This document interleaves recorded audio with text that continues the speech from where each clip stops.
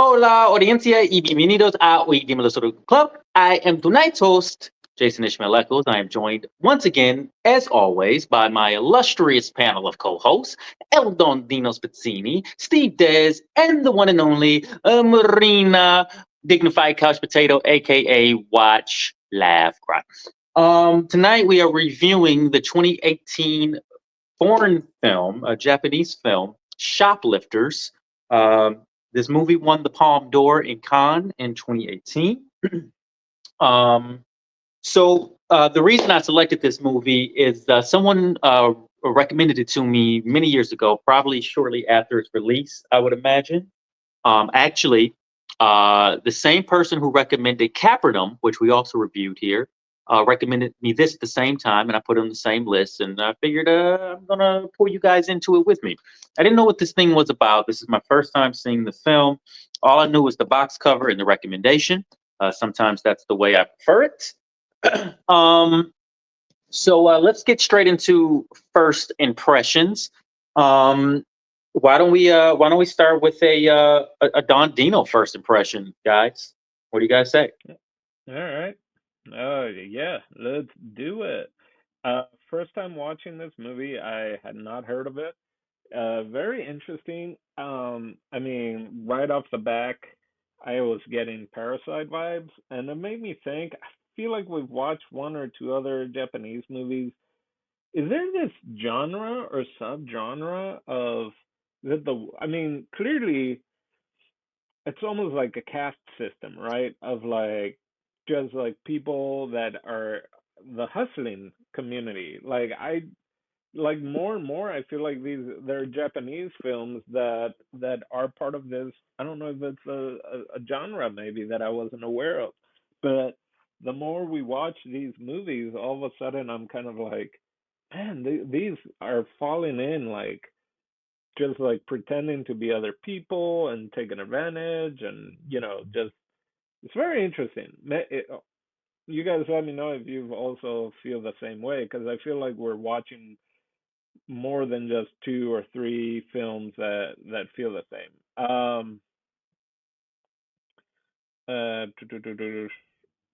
Oh, I'm looking at the wrong thing. Yeah, but I did enjoy it. This was also a Wild Bunch production. Is that the second or third film now that we have them not necessarily produce or whatever, but whatever they do was at the beginning of the movie. Uh, some great lines at the very beginning, and it came back at the end. Was only kids who can't study at home go to school. What a line! I just that really, and when he brought it all the way back at the very end and told that to the police, like it was so interesting seeing the police have to figure out like, okay, clearly I can just tell him he's been, abused in the sense of not having a proper education. But how can I like ease the thing of like, well, there are things that you can't learn at home that you can learn in school, and like bringing it up as friends and all that. So I really enjoyed that kind of stuff. Was also getting a lot of the Florida Project. I mean, anytime really good kids, kids acting is a pet peeve of mine. It's always like you have to hit it out of the park, or else I'm kind of you lose me really quick. Yeah, it was a little confusing. I don't know if it was like subtitles at times. I was because I was reading and looking up. I was like, wait, what's the family dynamics? And the more we were watching it, and I don't know if that was the just me or if that was the actual movie. The more you're watching, the the more I was like, oh, these aren't even related, and who is related to who, and who are they even a couple, and who is the kid, and who is the that. So that started kind of blowing my mind. um yeah, I mean, crazy, huh? Crazy have I mean, the struggle of jobs and all that is amazing. I can't keep going because this is already getting into my second, and I'll go into my third thought at this point. but I would love to hear what Marina has to say about it in her first We'll get opinion. into all those thoughts. I'm so very sure. All right. Well, yeah. Let's hear what you got to say, Marina. First impression. I don't have that as much as Dino had to say. No. Um, this I my first time watching it. I had heard about it when it came out, like pretty critically acclaimed, and so it'd been on my list. Even though I'm not like super into foreign films, and having to watch subs, but I'm a sucker for like a family dynamic, even if it's different. So it'd been on my list of something to watch because I remember I saw the trailer and they were like, whenever he was, you kind of figured out what was kind of going on, like them teaching kids how to shoplift, and when they were getting like interrogated by the police, and he was just like, why did you teach these kids how to shoplift? And he was like, it's the only thing I know how to teach them. And I was just watching the trailer like, oh man, I gotta watch this. So I'd been wanting to watch it, and yeah, similar vibes to the first time I ever saw any like trailers for it. It was just very interesting to watch. Like, I say it often that like even though we definitely have problems of our own in the United States of America, it is just very interesting how some of this criminal activity is just like a way of life in certain parts of the world. And it was an interesting perspective watching this family that feels like they're doing the right thing. They're surviving. They're living off of a pension and they'll continue to live off of it. They're stealing what they can't afford so that they can eat. Like they're doing whatever it takes, and it's definitely really humbling watching it because like these weren't bad people.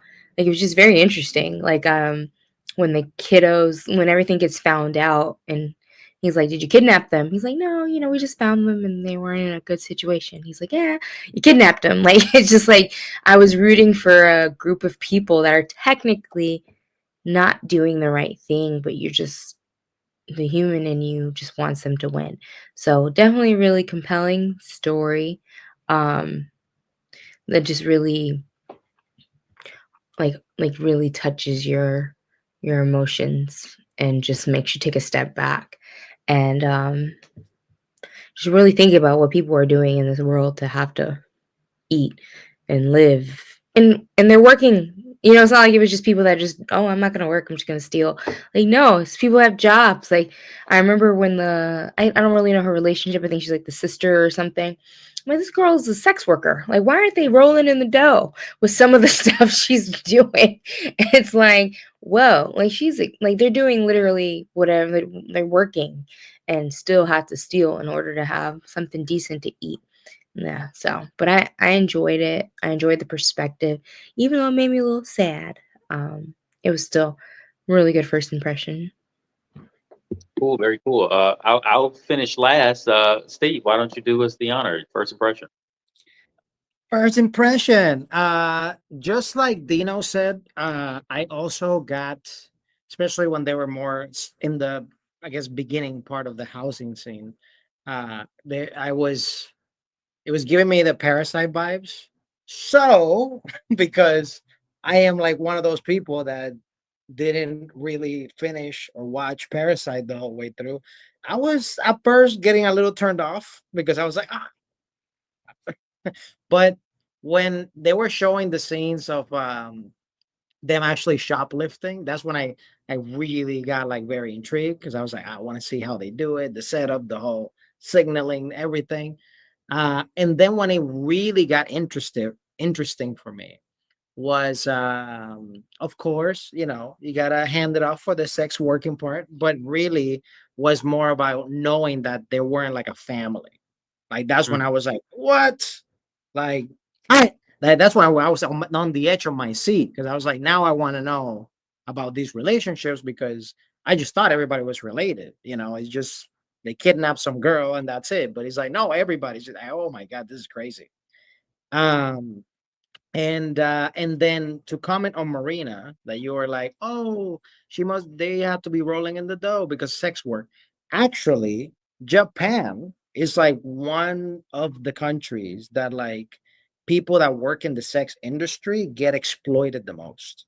So they actually don't make that much money like people that are in the sex working industry, because a lot of people actually enter a lot of agencies and stuff in Japan to try to do modeling or whatever, and then they get kind of forced into sex work and they don't really get paid kind of like what we're seeing now, I guess, in the United States and other places, that like people are doing OnlyFans and all kinds of things and making all this money.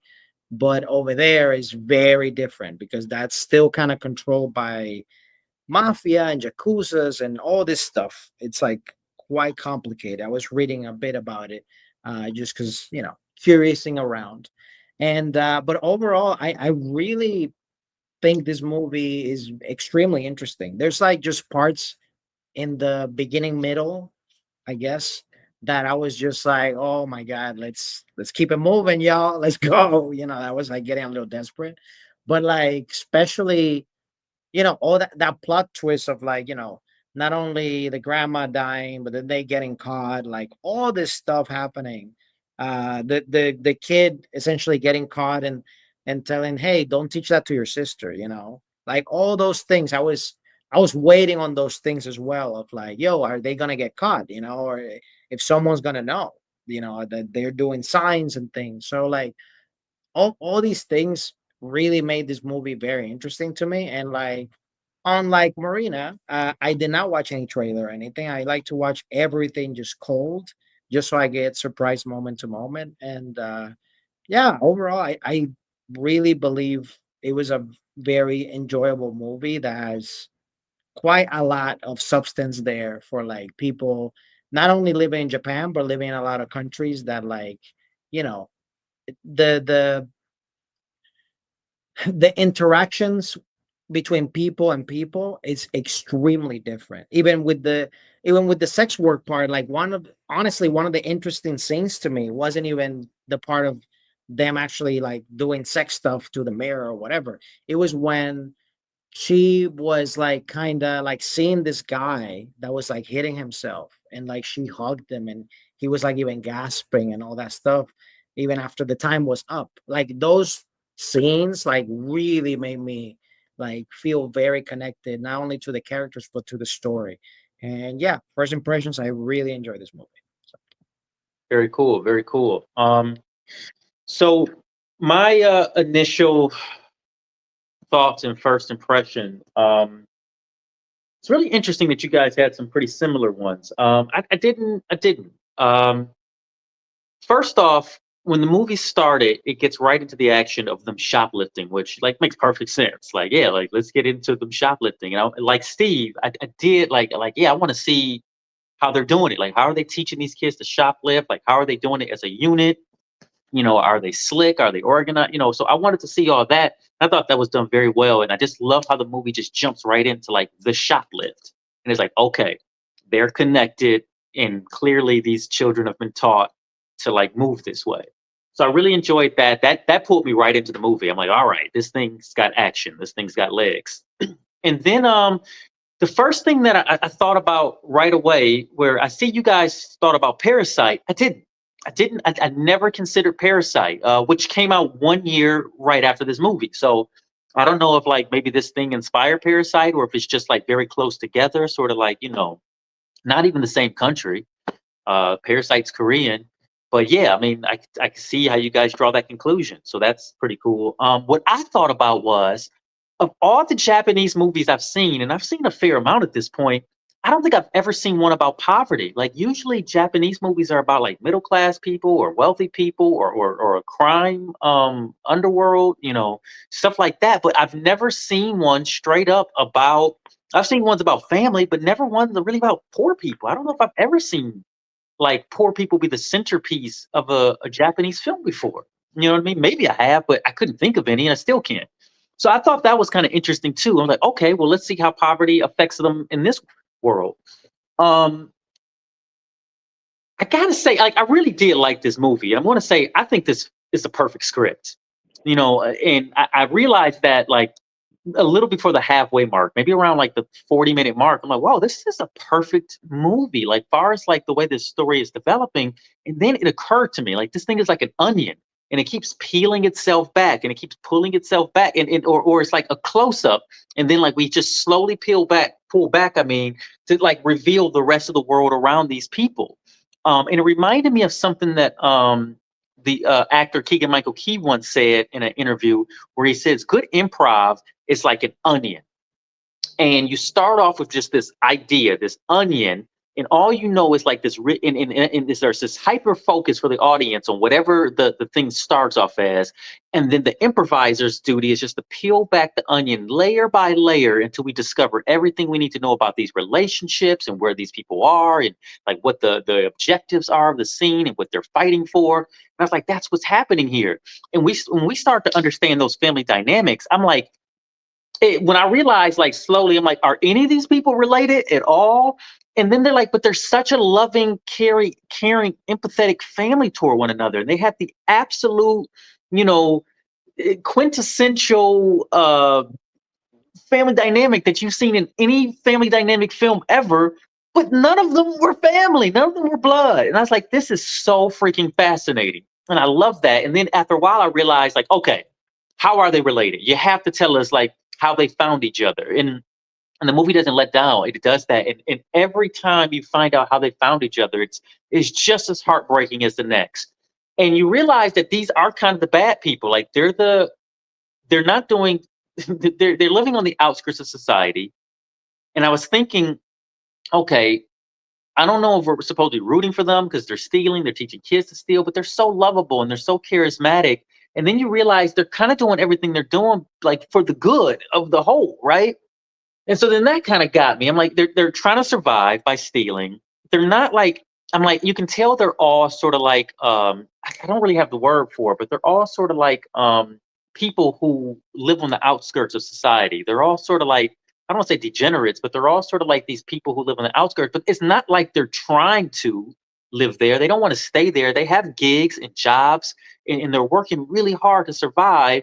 But they need a little extra, so they're stealing just so that they can like feed everybody in the house, And they're living off of grandma's pension, and they're living off of dad's side gig, and they're living off mom's part-time job, and the kids are stealing to bring food home to the family.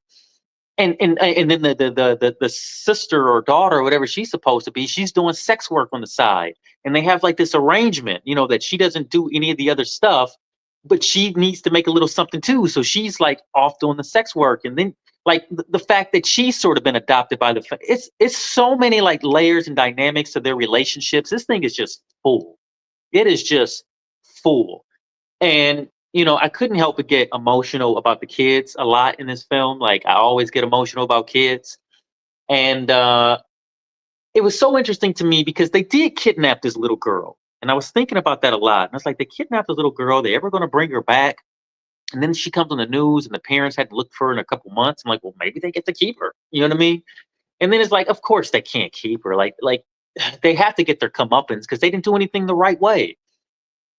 So that was kind of a thing too. But it was also this thing that they love this little girl and they love to protect her. Like they wanted to protect this baby because she was being abused at home. And I'm like, wow, man, like this little girl's being abused. And I guess technically they kidnapped her, but also they did it. They kidnapped her for the best reason possible, to protect her. Because they're like, they're burning her and they're beating her up at home. And if we don't do something to protect her, they're going to kill her. And these are all like, technically, like the cops made them out to be these really bad people. But for us, and the media probably clearly made them out to be very bad people. But for us, being the viewers, we're basically in the family. We see all the good that they did that nobody else will ever see, and that they don't even really have the ability to articulate to like the law or the media. So they're just known as kidnappers. And then even with all that happening, there's such a unit. They bury grandma in the floorboards so they can try to keep her pension coming in, for survival. But then on the other side of the token, the mom figure of the family, she takes the rap for everybody and goes and does like 5 years in prison just so that everybody else can like stay, in the outside world. So with all that said, like I really, really like this movie. I think it's a really, really powerful, brilliant script. It's a movie about everything. It's a movie about family. Shoplifting is not even the centerpiece of this movie. It's just sort of like the vehicle that they're in to drive the story. But I mean, I also, when I was watching it, I was like, it doesn't have to be called Shoplifters. It could also be called Family. But I mean, Shoplifters is a more provocative title. I can see why this thing won Cannes. It's better than some of the other movies that we've talked about and viewed over the years that Cannes has showcased. But yeah, so I think this movie is very deserving. It's very deserving to be talked about, and I'm a big fan. I liked it a whole lot. Those are my first impressions. So let's get into characters because there's so many, and I know we're going to spend a lot of time talking about this. So what are some characters that you got, or a character that you guys liked or identified with?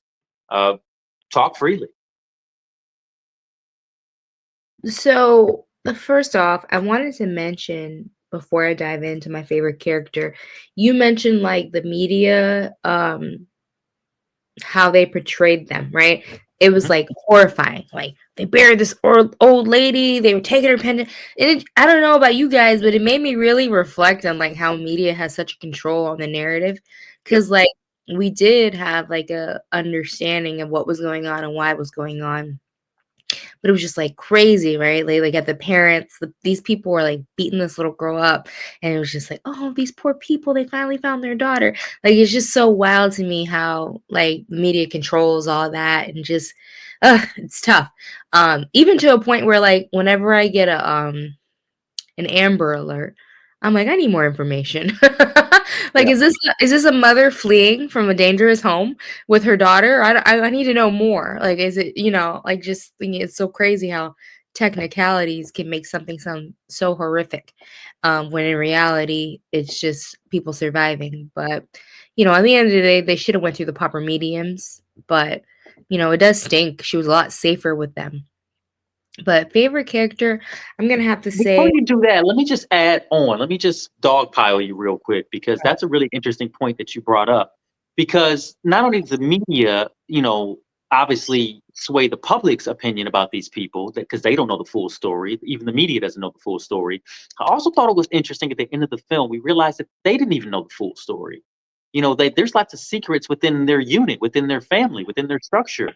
And like when what's her name, Sakanya or whatever, the sex worker girl, when she was saying like she didn't even know what the grandmother's intentions were. Like she had one idea of the intentions, but the grandmother never told her the full intentions, which were like pretty good intentions. But then she started to think like, oh, was she only using me because my parents were giving her money, so she knew the whole time?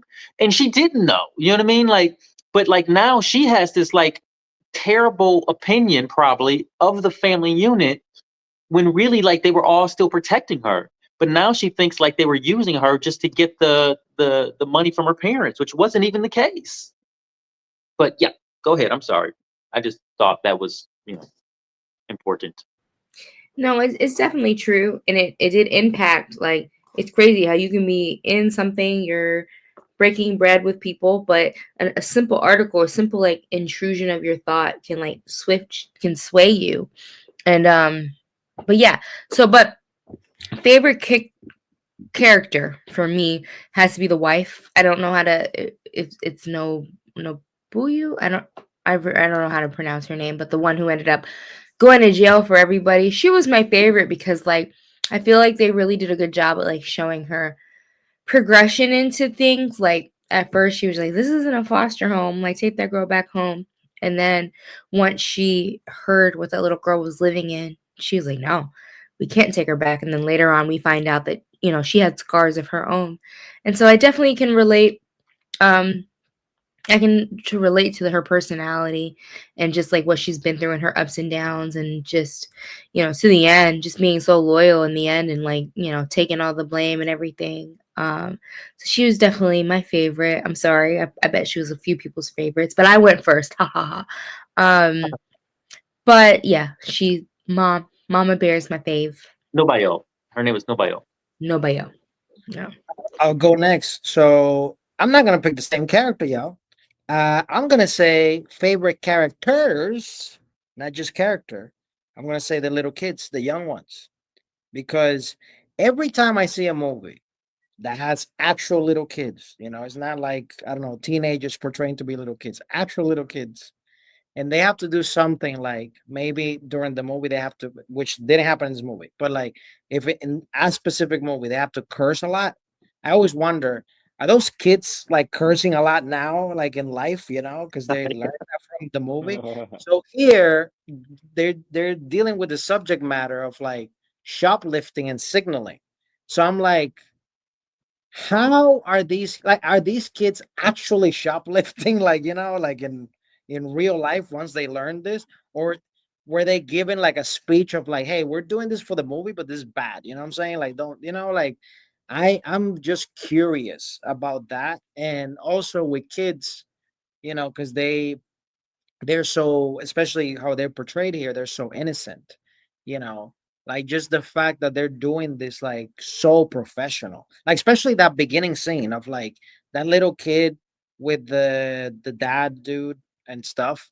And like when he's like, the part that shocked me the most, apart from the signs and everything, but it was like when like there was one guy that was clearly gonna see this kid about to steal, and then the Mhm. guy blocked his view, and the kid just took all the noodles, like just so many. And then at the very end, like when they're walking towards home before they discover the girl, the kid is like, "Oh my god, I forgot shampoo."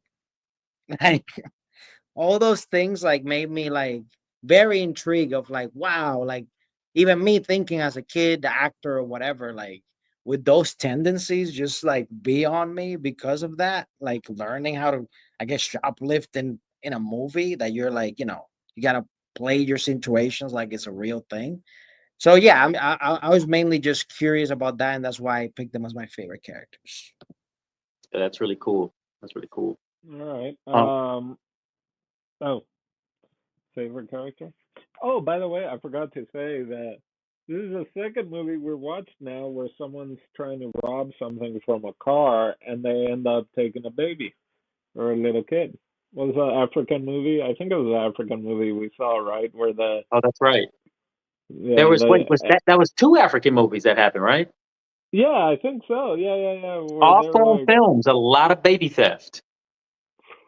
but anyway, and it's like, well, they didn't want it. Well, not really, but um, yeah, I think it's the boy, right? Like, what's interesting, especially like, also, man, those store clerks chasing a boy for a bag of oranges. It's like, come on, man. Like, it's like when they chase Home Alone because he forgot to pay for a toothbrush. Remember that? It wasn't even him Yeah. trying to steal a toothbrush. He just forgot to pay for it. And yeah, but the very end, because it's like, call me dad. And then at the very end, when, of course, the cop's like, they were going to leave you. It's like, you're going to leave me, and like opens up. And then he said he wanted to be caught. And I don't know, maybe I didn't pay attention. Did it seem like he wanted to get caught? Either way, the acting of that little boy, like, again, that's why it reminded me of Florida Project in the sense of like really strong acting from kids, like, if we don't believe that kid, especially him being older, because the girl was mainly silent for the whole thing, this falls apart. Like, it's not gonna do well. Yeah. So, and then at the very end, of course, it's like, you can't call me dad anymore, type of thing. And then he's in the bus and he's like, and I was like, oh, what a, what a tour de force, you know. So yeah, I'll go with the little boy. Yeah, and the actress that played the grandma died this 2018. I was like, did they have to write that in quicker into the movie? I don't know. Did she pass away while filming or Oh after? wow. Yeah. I didn't know that. That's crazy. Yeah, Atsu. Uh I want to talk about more of that scene you mentioned a little later, Dino. Because to me that is like I mean, it is the end of the movie, but I think that's worth us talking about a little bit and more in depth. But I agree with you, Shoto, the little boy. Like, yeah, he's the character for me that I liked and identified with the most. He seems to be the closest thing to like a moral center of this movie.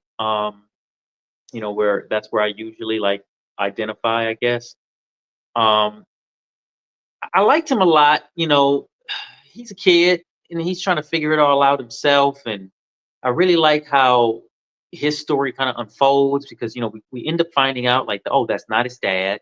Then we find out that's not his mom. Well, then who are these people? How did he come to be with them? Like I was so interested in that throughout the whole movie. I'm like, when is that going to come? When are we going to get to like this kid's like origin story? But yeah, so I guess I mean that like those are really the reasons why I liked him the most. And he was super cute, and he was like, he's just a really good actor. I mean, this whole ensemble, like they're so good together and their chemistry together. They felt like a family without, and it was just so surprising that they weren't a family. Because I'll tell you what movie, like you guys all said Parasite, and you know what movie it made me think of? It made me think of Tokyo Story, which I know like is kind of a little bit more of an obscure film, but I think I saw Tokyo Story during like lockdown during the pandemic, and I think it came out in like 1951 or something. It's an old Japanese movie about family. It's not about much more than just like family, the in-laws coming to town to visit the young couple or whatever, and it's maybe the best movie I've ever seen, and it's one of the simplest movies I've ever seen, and it's just about a very simple family structure. And this movie is, about a very complicated family structure, but it could have been very simple if they were actually just regular family trying to survive. So I mean, I don't know. It's such a beautiful freaking movie in that regard, man, because it's so complex and it could have been so simple. So yeah, but Shoto, my favorite character for sure. Let's talk about a favorite scene, you guys. Let's talk about a scene that like impacted you or moved you or got you thinking a little bit. I definitely think I gravitated towards like when the kiddo started to have like a moral dilemma. Um, like it's just a weird thing, and just probably goes to me like currently raising a young boy, and just like how these kids they're gonna grow up and have their own opinions, and it just was very interesting. Like something that helped this family eventually started to like weigh on his conscience, and it was just very interesting. So it's hard to say like one scene, but just probably like the overall those little notes of him like regretting things, like when they busted the window and stole the purse, and or when that guy was just like, "Here, you can have this, but don't teach your little sister how to rob, like how to steal." And just like I don't think he considered the bigger picture. And then when that same store potentially shut down for probably not making a profit, like and going bankrupt, it was just overall it was really kind of cool to watch like the progression of his character going into like this obedient child who's just like thankful to have a caretaker, and then like him becoming his own person and having his own opinion on things. So that's great. Let's talk about that scene because I do want to talk about that scene a little bit, and Dino already sort of brought it up. So let's dive into that real quick. That's a huge turning point of the movie, and that sort of takes us to our ending because he makes a decision that ends up impacting the whole family. But it really starts with the dad, right? Shibita, whatever his name is. Like it really starts with dad because dad broke. Like they had this structure that kind of kept them safe. They had this formula that like they had been taught, and then the dad was the first one to break it. And he's like, wait a minute, we had a code, and our code was that we don't take from people, we just take from stores who can afford it. And then he says, well, no, it's cool, we can do this now. And he's like, no, but that's not right. That's never been what we've been about. Like that's what you taught me. And so it's so beautiful that the little boy has a broken morality because of them, but the morality that they gave him, he was set on it, right? And then as soon as dad broke it and was breaking into cars, he rebelled. And in his rebellion, he goes to the store, and I've been thinking about this a little bit. He goes to the store and then he rebels. Because at first I was like, the little girl is stealing the chips and she's so loud and obvious. She's a baby. She's so loud and obvious. She wants these chips. And at first I'm like, oh, is he creating a distraction so that she can get away, so that she doesn't get caught? And then I was like, no, man, he's not doing that. He's just rebelling against the system that he was taught. Because he's like, well, it doesn't matter. None of it really matters anymore. So I'm just going to steal. And he even forgot about her. He didn't even care about her anymore. He's like, I'm out of here. I don't know if he really wanted to get caught. I don't know if he really wanted to get caught, or maybe he did. Maybe he's like, this whole structure is messed up and screw the whole family. Sort of, as it's a child rebelling against the system, the only system he knows. Or was it the other way where he's just like, I want him to get caught. Like, I wasn't really sure about that, but I think it was just him rebelling against the system that he's been taught. But that's a turning point for the movie for me. And to me, that's a really important scene, Marina. Yeah, I mean, I do think there was a protection part with him and his little sister too. Man, when he jumped off that bridge, I thought he was dead. I was like, I did too. The way those oranges were rolling was poetic. I was like, oh my God. I was like, dang, this is how we're gonna end this? Like, yeah, I do feel like it was just torn, because even to a point where, like, I think, I forget who mentioned it, like, just like how they didn't even really know their dynamic. And it is crazy how that works, right? Like, the family dynamic, there's always like secrets and stuff. And even when the dad broke the code and like stole from that car, he was just like, when you saved me, were you just stealing out of a car? Right. And just like, I think it was kind of heartbreaking, because I think he looked up to him, and I think he really did see him as like a father figure. And again, like, even though it's technically kidnapping, I feel like both of those children were in really bad scenarios before. And so that even though like this new scenario is like theft and criminal activity, they didn't harm them, and they fed them. They made sure that they were doing okay. So it was probably just, it is weird, like, growing up and realizing more and more, because in your mind it's like, this is what we do. We're family. We steal. And and that's how we eat a decent dinner. And then you start to be like, dang, like, was I just a survival thing? And then you felt pity, and it's just, yeah, it was very interesting to see. Right, because and that's the opposite, right? Because that scene of the car, it's like, whoa, he sees with the little girl, she was out in her balcony. It's not like they were trying to steal. They kind of had passed. They knew about her. They had seen her before in the neighborhood. So it was more of a, let me help this little girl because it's cold. And then with him, it was like, wait, you're breaking into a car at the moment.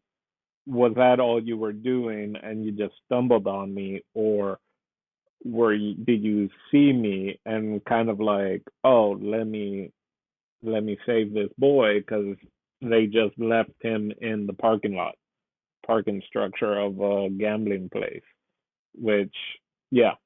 Of scenes, you know what I just thought? I can't remember the exact thing, but it's with a little girl and trying to explain to the little girl about love, and if her parents love her, then no matter what was it? It was like, they wouldn't make you say this or they wouldn't make you say that type of thing. Like, it's not your fault. Like, and that's when you really feel for the whole dynamic and yeah, it's kidnapping, but it's that thing of like, they're treating the kids better than what their parents are. And then when she's reunited with a mom who has clearly been beat and stuff like that, and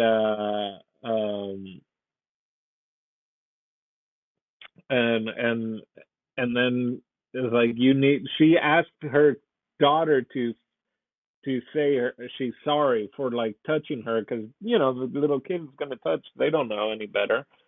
Yeah, But that was yeah. a big part of the abuse, because remember, she's like, they were like, say you're sorry for peeing the bed, and she wouldn't stop saying sorry. And they're like, okay, that's enough. You don't have to keep saying it. You know what I mean? Yeah, Like, they were yeah, trying to teach her some manners, but then she kept saying it. And then you realize later, like her mom did the same thing, and if she didn't say it, she would get beat up or something. Yeah. I But also I wasn't expecting so much nudity in this movie. there A really wasn't though. lot of butts. A lot of Yeah. butts. Yeah, Um, especially when the guy was in the shower. I never thought I would see his butt again, and they were like, one more time for the one more road. butt, one more butt for the road. Steve, did you have any thoughts about that scene that we were talking about? No, I think you guys covered it. Okay. Well, Dino and Steve, do you guys have a favorite scene? Oh, I kind of said the. I mean, since I like the one you guys were talking about, but the little girl, them kind of explaining her and just like hugging the little girl, Oh, sure, you yeah. know, It's a really nice scene. to like that was very very touching.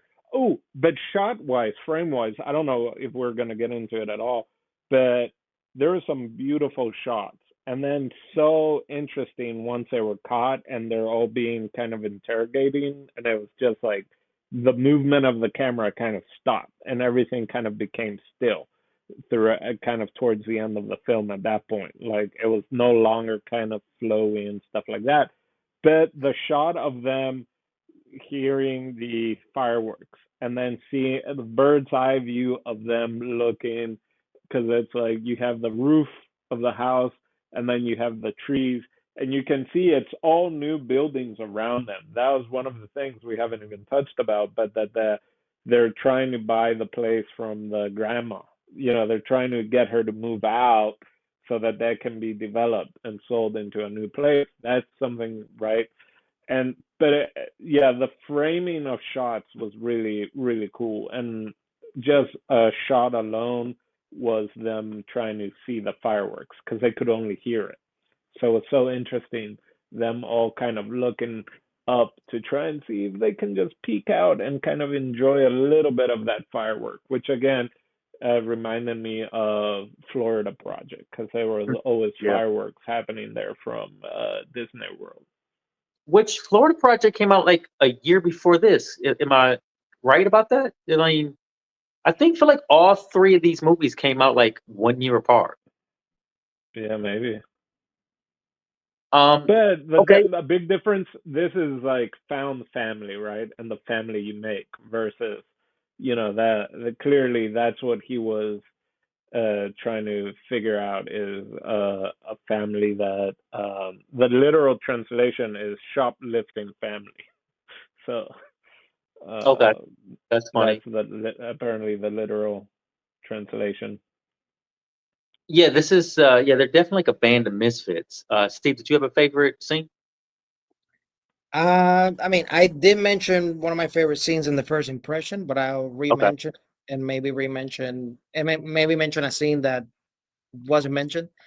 So definitely the sex work scene where like right. she's with the guy that wants to cuddle, and then she discovers that he's been abusing himself, and gives him like that warm hug and stuff, and I think that was a very powerful scene. Uh, Yeah, that was I great.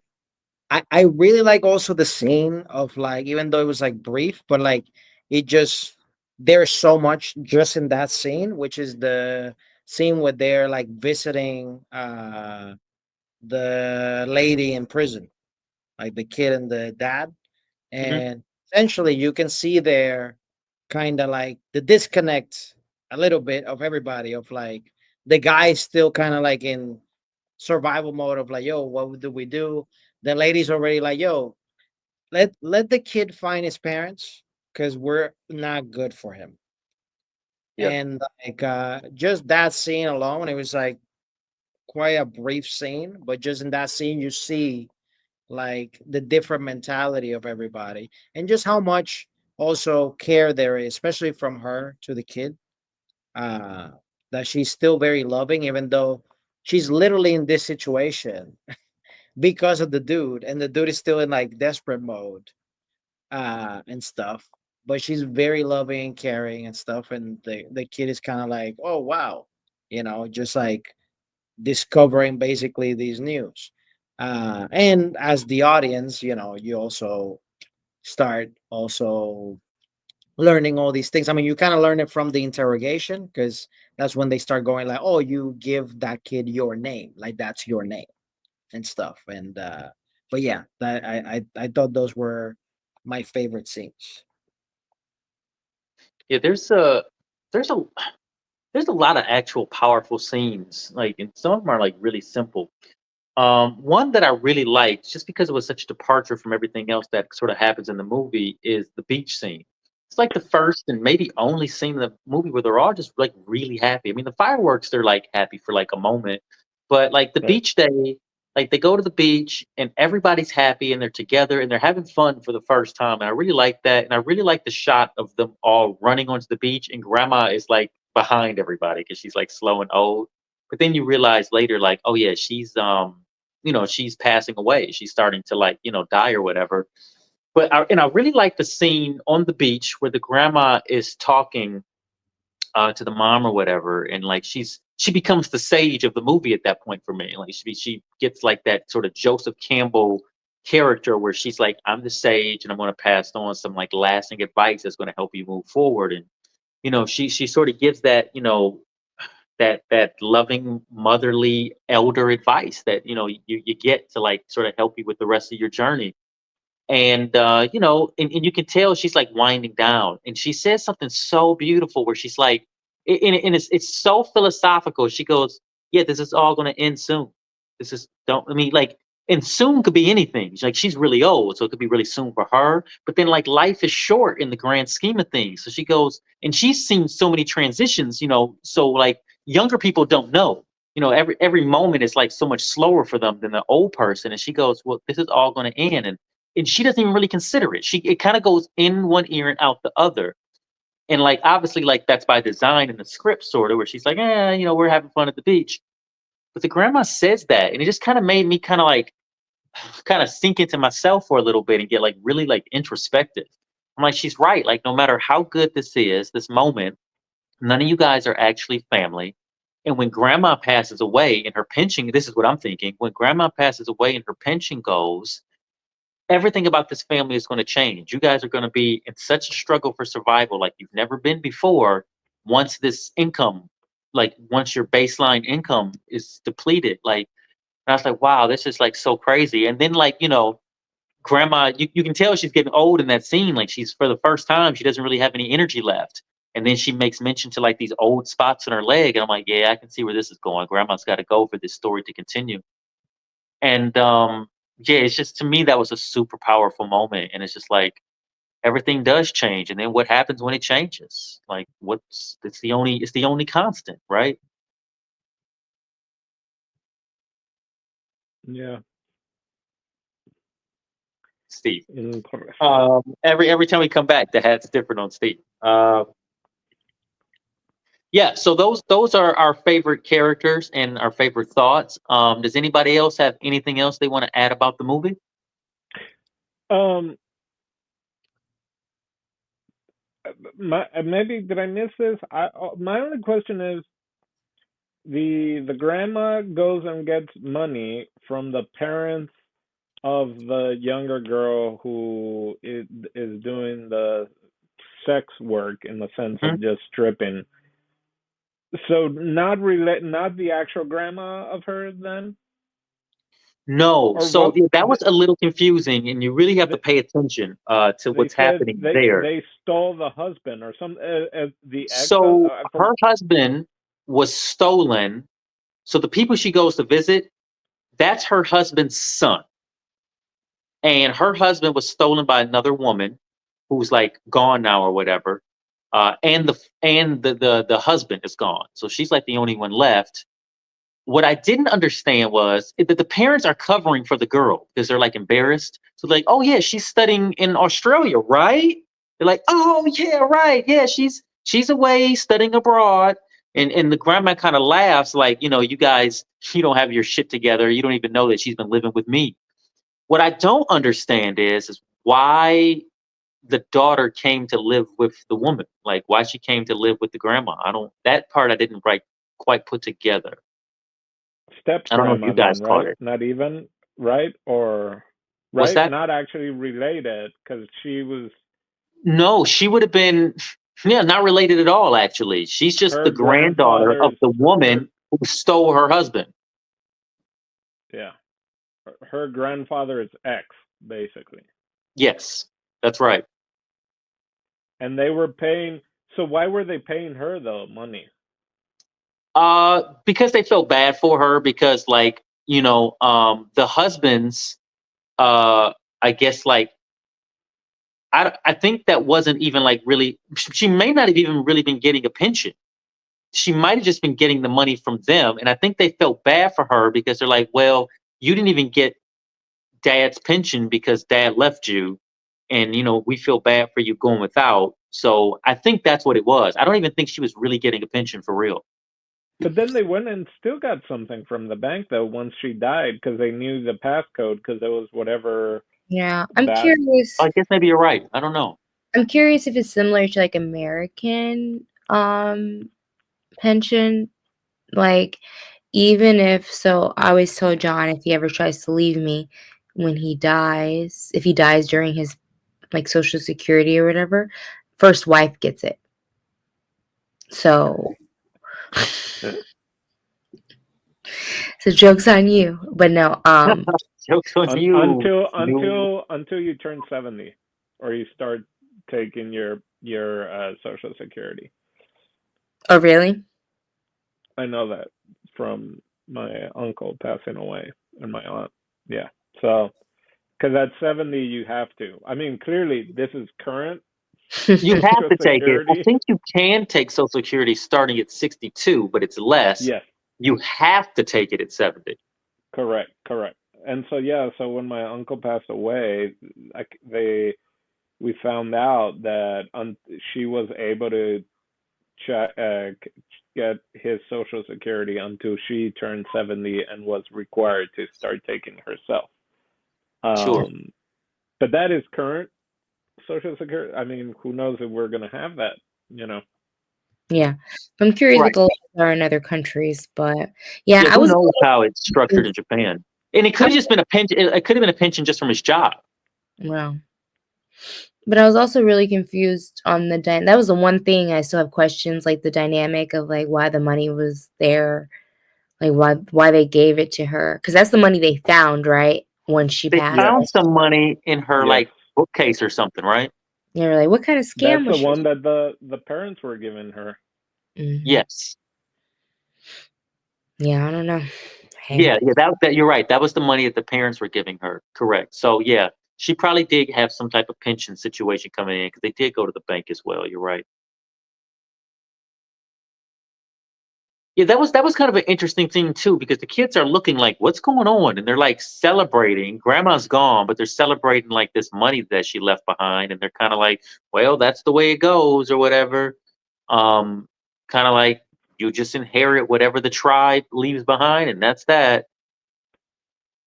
And they couldn't even afford. It's not that. I guess when you think about it, it's not that they buried her because they were trying to hide her to keep the pension coming. Maybe not. But also, like, they did talk about a funeral. Like, we don't have any money for a funeral, and we don't even have any money to like cremate her. We don't have anything. So I think maybe they wanted to like do right by her, but they're like, we just don't have any ability to do so. Yeah. Yeah, it was a lot of like what ifs on there. And you guys just found all that money. I'm like also like I think like being ignorant to the currency because you guys just found like 30,000 whatever the I was currency. looking it up the whole time. Well, you I was couldn't have looking it looked up that the up whole time. faster. It was the And number. It was the number. So they were giving her $200 every time she came to the house, I gotcha. guess. How much did it cost to bury somebody? I don't know. I just feel like it wasn't. Well, I think it was a multiple. Yeah, they didn't have money for the um for that kind of stuff. But B, they knew they had even talked about early on, right, that they wouldn't have a place to go. So that's the other thing. They knew once she passed, not only are they calling for someone to come, but they're also not actually all related, if at all. So that's its Right. own issue. and then they lose out on the house, and on top of that, they lose the pension. So it was just like they all did want to do the right thing, but at the end of the day, it was like they would be losing on every single part of it. Yeah, yeah, without a doubt. Yeah, there was a lot of things up in the air for them in that regard, and yeah, they were living on like a razor's edge, man. That's how they were surviving. And I guess there's one thing that I guess we should talk about. The heartbreaking moment of the movie where he says, "Hey, is it true that you guys were really gonna leave me?" And he is honest with me. He goes, "Yeah, we were going to leave you." I was just really hoping he would say something like, "But we were going to come back for you," because that's what he told the police. He told the police like we were going to come back for him. And when we saw them together again, I was like, "Oh, good." He really when they went to go see the mom in jail, I was like, "Oh, they really were going to come back for him," like because he went and got him. But then, like when he says it to the son, he doesn't say that we were going to come back to get you. And I was wondering, like, why didn't you say that to him? Like, even if you had to lie to the kid and say that, like, why didn't you say that? You told the cops you were going to. So I believe he really was, but was he trying to create distance between him and the kid at this Yeah, point, realizing like I'm no good for you, so we weren't going to come back? And then yeah, when the kid leaves yeah. on the bus, was he going to say like, no, honestly, we weren't coming back for you? Well, he starts running after. Usually it's kids that run like, don't go, right? And this time it was the old Shane, don't man that, go. Yeah, yeah, he's like running. So like I think because the woman had said like this is the man, she memorized the license plate, make everything. And so I think he's like, yeah, we gotta push him away at this point. And I think that's the reason, like, yeah, we weren't gonna come back and get you type of scenario. So, and Because then the little bit, it's a defense mechanism, right? Like, this is the way to hopefully you now can hopefully have a better life. So yeah, let me make you think that we were abandoning you, uh, point blank. Not just like, hey, we gotta disappear before people show up, before the cops show up, because we've buried grandma under the floorboards. I also don't think that they really realized the error of their ways until stuff hit the fan too. So yeah, it probably was like, yeah, maybe I shouldn't have had these kids out here stealing. Like even though in the moment you feel like you're saving them from something, like you really didn't. Cause like honestly, like speaking on like revelations, like it was very interesting. Like I definitely thought that there was their son, so it was a big reveal that it wasn't. Yeah, But like I think another reveal was that like there's a system in place for children, like, the way they made me feel is just like, you gotta live with your kids, your parents that abuse you or bust. And so the fact that, like, these yeah, cops came through and they offered, like, an orphanage scenario, I was just like, "Yeah, heck yeah, these kids should have been, like, in the system over whatever, over living with these people that are having them kidnapped." So it was just like, yeah, that was kind of mind-boggling because I was just, like, thinking maybe there was no alternative to, like, in the in between. So it was just very interesting that the cops were just like, "Yeah, you're gonna go live in this place with 6 other kids," and, you know, boom, there's a solution. Shazam.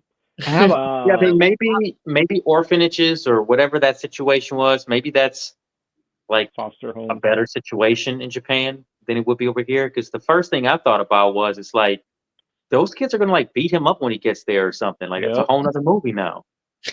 Well, I Yeah, also like they were trying to do the same thing, and then I guess they even brought up that she couldn't have kids, mm, right? And that, so I'm like, oh shit, is this like raising Arizona now that they went and they like, they have quintuplets, let's take one, they don't need that many. Um, and that's kind of like, just because you birth a baby doesn't make you mother or something like that, right? Is that the only thing that automatically you are?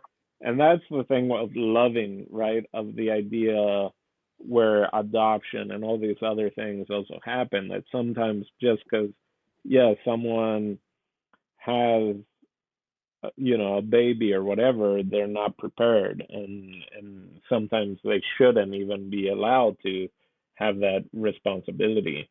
But then the before I forget, I just want to say the line of can't believe we really burying another one. Like Yeah, at that point, that I was was like, wild. I'm like, oh man, this plot is thick. I'm not, and then I was thinking maybe it was granddad, like already, and that grandma was in on it. That was like, we gotta bury him so I can, but So it wasn't that. here's a quick question I want to ask all of y'all. If you were to make a second movie of this movie, would you make it a sequel or would you make it a prequel? I would Where need are to we see. making a second movie? I guess like a I want prequel's pretty. an origin story. I'll definitely take an origin story. So prequel. Yeah, I'm thinking origin story. Even though I mean they explain what happened, we just don't get the Yeah. little details. But if we had like an origin story of like one of those movies where we show where everybody sort of came from and then how they met together would be the end of the film. Like I guess that would be pretty cool. I'm more interested in seeing maybe the kids growing up and if they like bump into each other later on, right? So kind of seeing the evolution of the kids, right? Yeah, it would be cool to see both. But Steve put a gun to our head and he said pick one, and I personally pick prequel. But if in a perfect world, I say both. Well, So let I'm me ask you guys saying this: did we ever sequel. get to the bottom of why the girl runs away from her parents?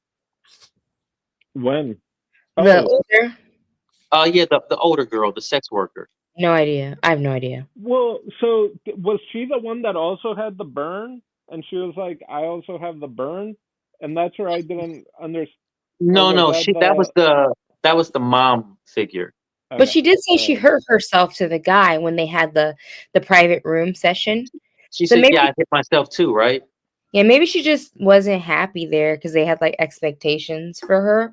I don't know. It didn't. I personally didn't find that will be fuzzy for me forever. But I just think maybe she didn't want to live the life they wanted her to live, so she went to go live with her grandma or whoever that lady Because they is. had another kid, right? That was leaving with a violin and everything, right? When we see There grandma was there. another kid. Yeah, that was the girl who that went to school. She was like work like they were proud of her or whatever it was. She goes, "Oh, got to do a thing, and then I'll be home later or whatever." Yeah, Yeah, Yeah, because even she asked her like, "Why do you like go by your sister's name or something like that?" Like, yeah, yeah. that's yeah. right. Like, why'd you choose your sister's name?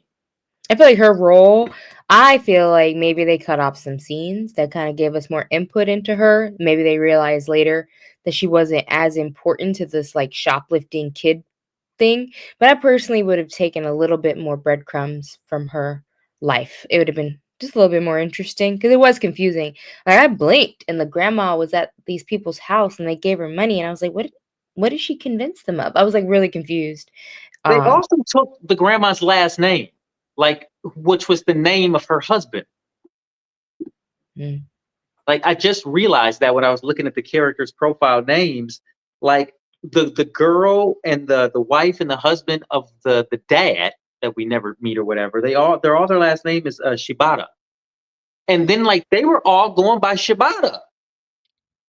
And am I missing something too? Like, who was the grandma to the couple? She wasn't either their parent. Mm-mm.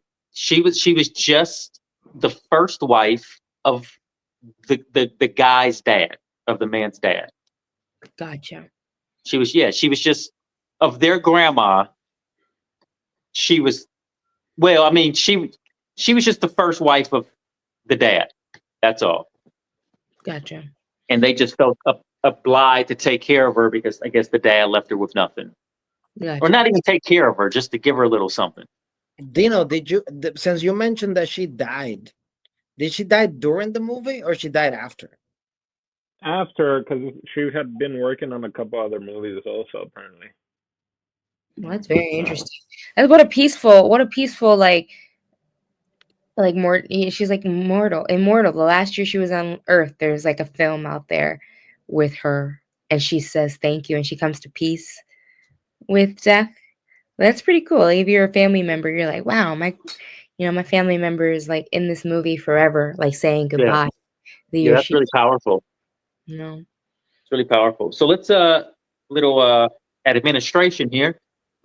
This movie on a $1.8 million budget, not very much, managed to gross worldwide about anywhere from 68 to 72 million dollars worldwide. I would imagine most of that's because they won a giant international award, and this movie just did really, really well at the international box office after that. So yeah, those are the little numbers for you guys. Nice. And by the way, Florida Project came out in 2017, Shoplifters 2018, Parasite 2019. So Yeah, all kind of bang, bang, bang. it's And interesting. this lost the Oscars to Roma, that also deals with family. And remember, That's and and and interesting. and Is this a lower. better movie than Roma? I know. I was just thinking that. I'm like, Roma is black and white. It's a little more stylized. Uh, it's, you could say it's a Definitely little had a bit bigger more. campaign. Netflix was really pushing Roma. I Well, think yeah. I I like mean, this way better than Roma, to be honest with you. I'm kind of leaning that way too. Although, and the other one is Alfonso Cuarón. It is Spanish, so it's easier. But I'm kind of like overall, and maybe because of the story in Alfonso Cuarón, that story of the housekeeper and all that, like maybe it's a story that I know more already, just being from in Paraguay and all that. So it's like I could connect with it more, and whereas this is a little more, whether abstract or for, foreign, because it's a different language, and because I speak Spanish, so Roma didn't feel that crazy to me. This is more interesting in that sense to me than Roma.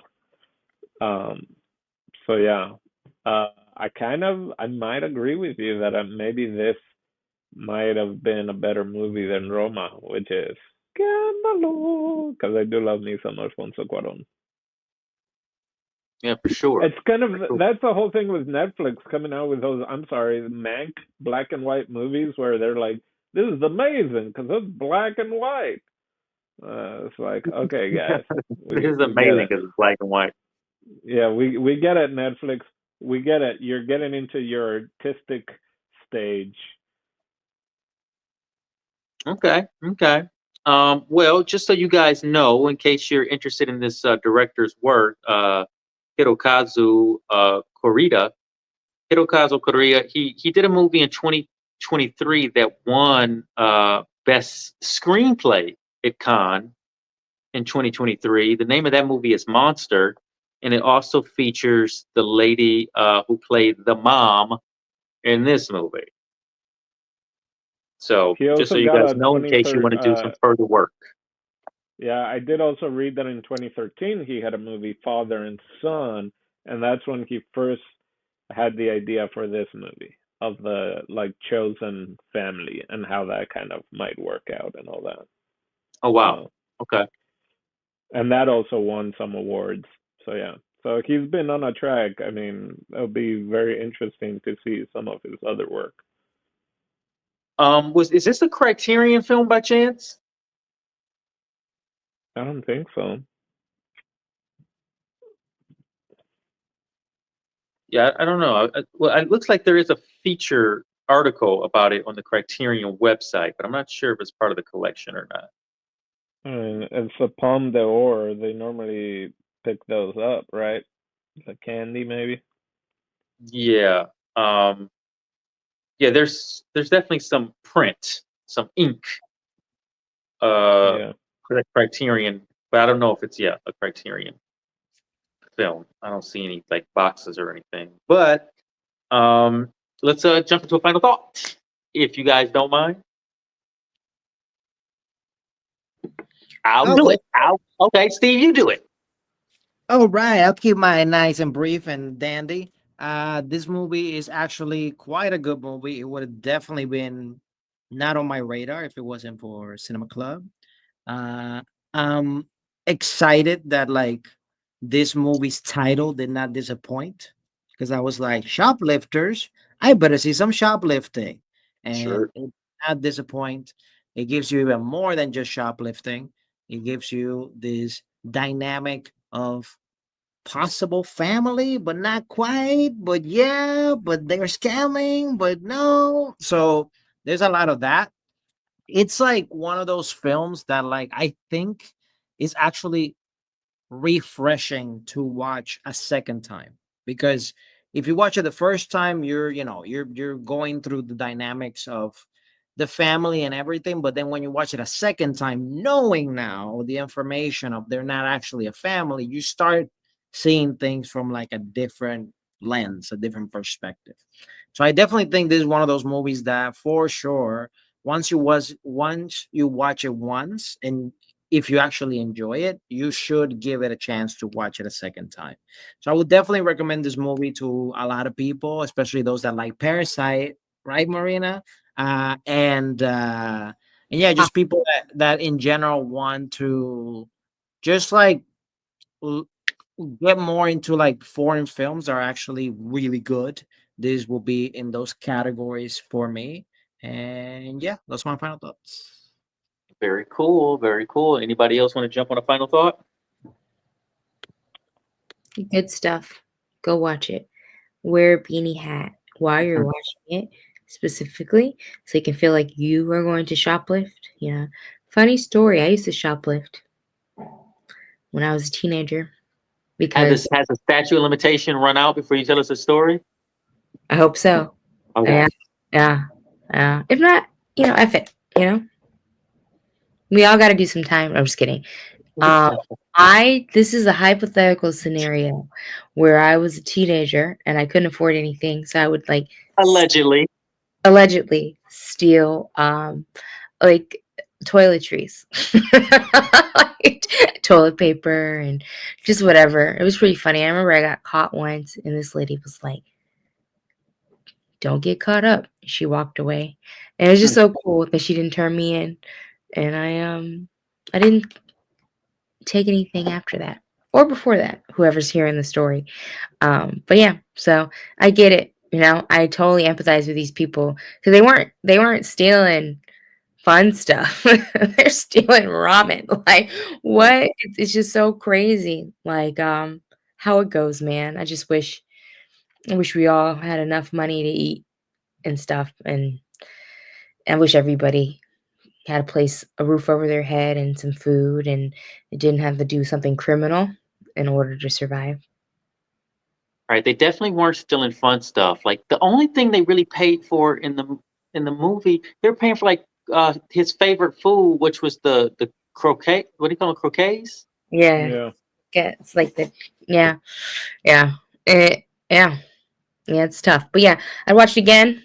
I'd recommend it to people that just like movies about real scenarios, and it's a lot of stuff. It was really good. I always love a good like I don't know, I felt like they all really truly loved the craft too. And I know it's kind of I feel like it's sometimes it sounds really Americanized, but sometimes I watch some foreign films, I'm just like, people were bored and they got anybody in this movie just to make it. But I Yeah. actually felt like these were thespians, and I felt the tears and I felt the care and I felt like becoming the characters. So I would definitely recommend it to anybody that likes a good film, especially films centered around family. Right on. Right on. Uh, uh Dino, you want to do it or should I? Yeah, I'll go. Yeah, I enjoyed the film.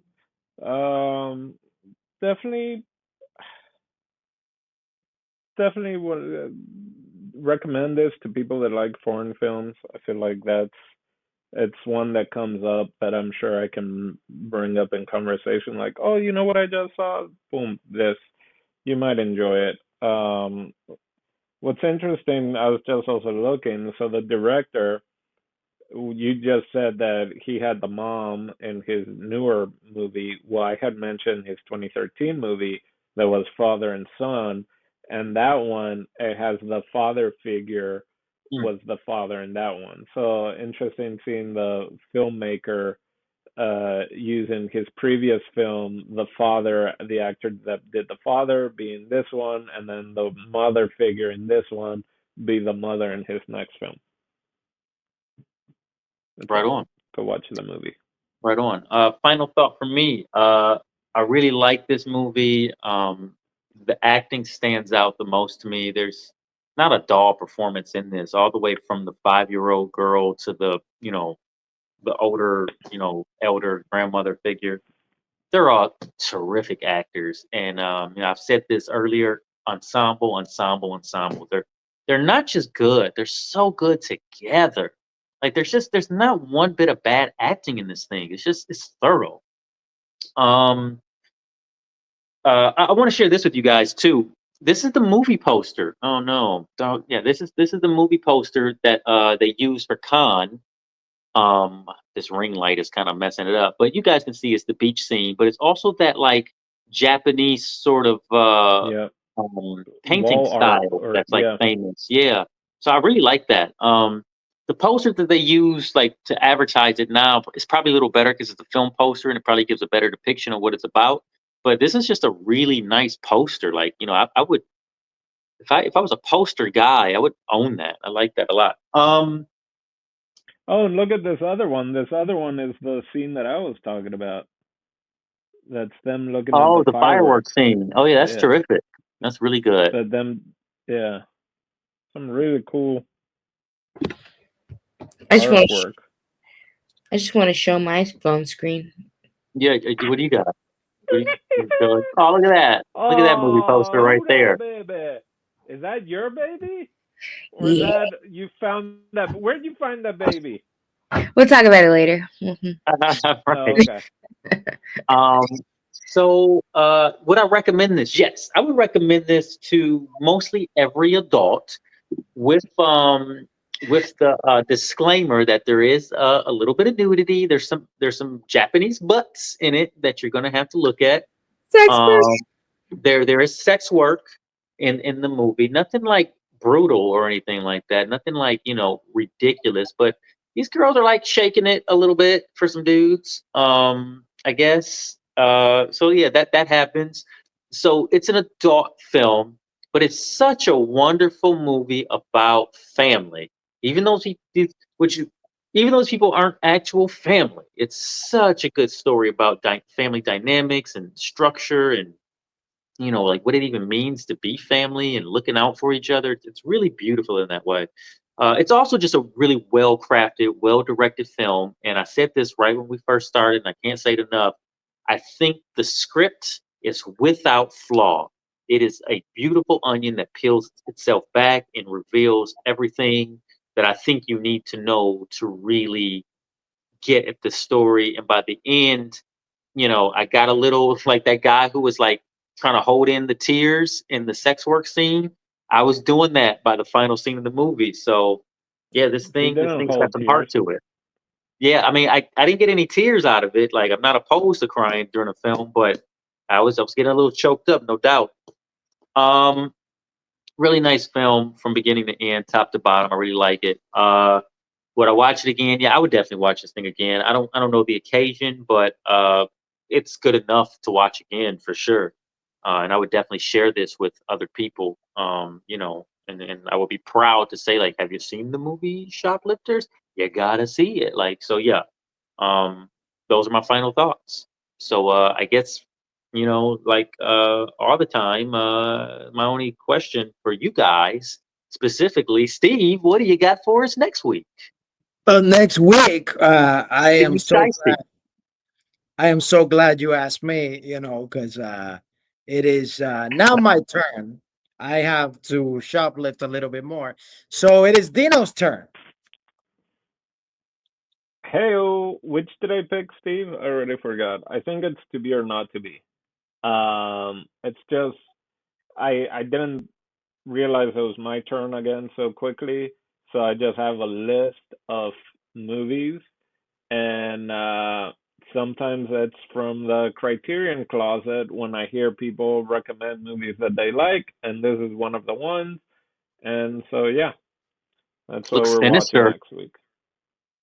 Or is it funny? Bum bum bum. Who knows? Jack Benny's in it. Carol Lombard. So it sounds like it's going to be a hoot.